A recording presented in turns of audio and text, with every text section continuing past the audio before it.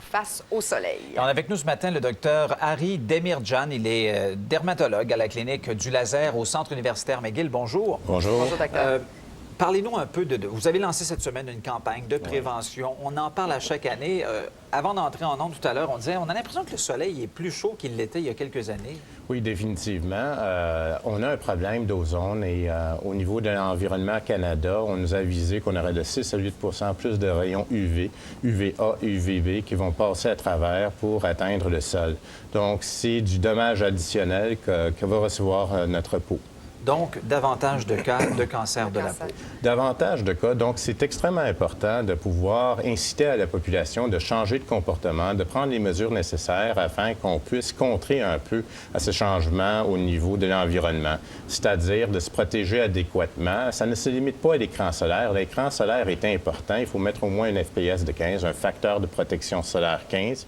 Ceci dit, il faut porter le chapeau à large rebord, il faut mettre les lunettes de soleil, porter des vêtements appropriés et de rechercher l'ombre autant que possible.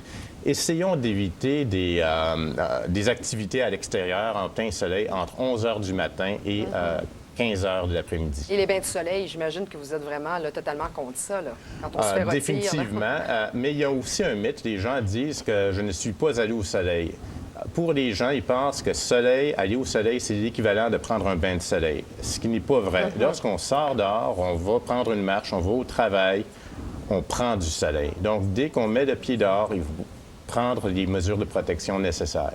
Est-ce que ce sont les coups de soleil qui provoquent les cancers? Les coups de soleil augmentent les risques d'avoir un cancer de peau, définitivement. Mais quelqu'un qui n'a pas eu de coups de soleil n'est pas à l'abri d'avoir un cancer de peau. C'est lorsqu'on est surtout jeune, entre 0 et 18 ans, qu'on va recevoir 80 des dommages à cause du soleil. Donc, il faut vraiment protéger nos jeunes parce que ça vient nous hanter 10 à 30 ans plus tard et on commence à avoir des cancers à ce moment-là. Donc, les conséquences ne sont pas immédiates, finalement. Les conséquences ne sont pas immédiates et malheureusement, on commence à avoir des cancers de peau de plus en plus jeunes. Avant, on disait on va les voir après la cinquantaine. Aujourd'hui, on dit on va les voir après la trentaine. Comment on détecte un cancer de la peau?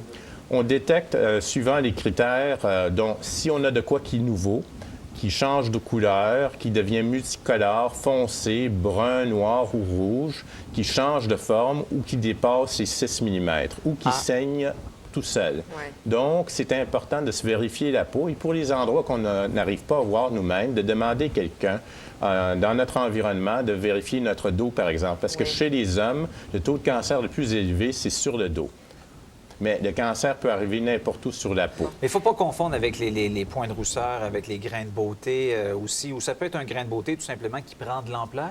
Exactement. Ça peut commencer soit en tant qu'un grain de beauté qui se modifie, qui se transforme en cancer, ou ça peut arriver de nouveau, c'est-à-dire il n'y avait rien là, et ça commence en tant que cancer d'emblée. Est-ce que, je crois que c'est le mélanome, qui est le type de cancer de la peau le plus dangereux, le plus mortel? Oui, il y a 20 de chances que quelqu'un qui est atteint d'un mélanome décède. Au Québec, en 2005, on a eu environ 1200 cas de mélanome rapportés. Ce ne sont pas des estimés, c'est des cas actuels qui ont subi des chirurgies. Est-ce qu'on réussit à bien soigner les cancers de la peau? Si on arrive à faire la chirurgie à temps, au début, avant qu'il puisse se répandre, oui. Si quelqu'un attend, surtout avec un mélanome, et le mélanome peut se métastasier, c'est-à-dire se diffuser ailleurs dans le corps, au cerveau, dans les poumons, dans le foie, bien, la personne va malheureusement décéder. Les gens qui ont le teint plus foncé, est-ce qu'ils sont moins à risque que les gens qui ont le teint clair ou les roux? Ils sont moins à risque, mais ils ne sont pas à l'abri du cancer de peau. Moi, j'ai traité beaucoup de gens avec des peaux foncées pour le cancer. Donc, ils doivent eux aussi se protéger. Bien sûr, ça offre juste un facteur de protection 6, une peau qui est bronzée.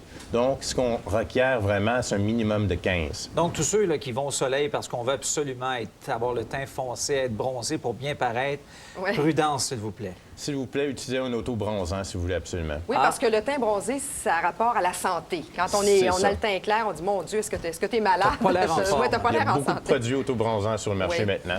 Est-ce que toutes les crèmes protectrices sont aussi efficaces les unes que les autres?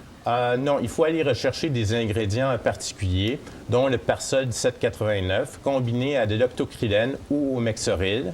À ça, on pourrait rajouter de l'oxyde de titan ou du dioxyde de titan ou de l'oxyde de zinc.